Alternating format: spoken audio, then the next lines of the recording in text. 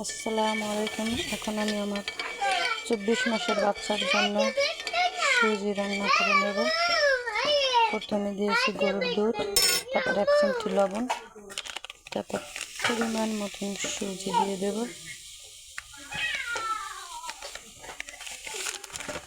আমার বাচ্চা সুজি নুন দিয়ে সুজি খায়, সুজি একটু পছন্দ করে, তাই মাঝে মাঝে বিকেলে নাস্তা হিসেবে একটু সুজি করে দিই। এক এক দিন এক একটা খাবার দিতে আমিও পছন্দ করি, ও খায়।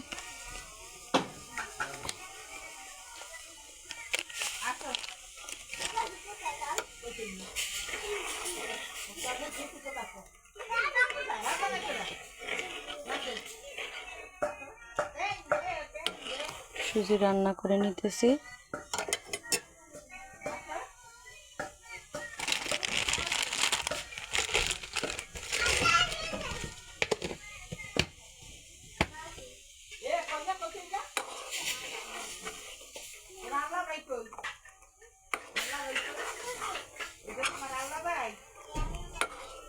যেহেতু আর 24 মাস চলতেছে, 5-7 দিন বাকি আছে 1 বছর হতে, এই জন্য আমি আর গরুর দুধটা প্রেফার করি। 1 বছরের নিচে বাচ্চাদের গরুর দুধ দিতে হয় না, আমিও দিইনি কখনো।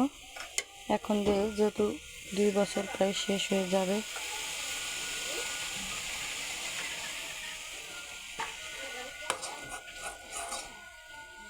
এখন এর ভিতর বাদাম, কিশমিশ, খেজুর ব্লেন্ড করে নিয়েছিলাম, এগুলো দিয়ে দেব।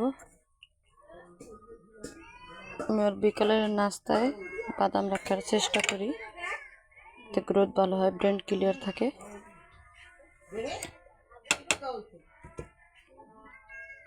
আপনারা আপনাদের বাচ্চাদের দিতে পারেন।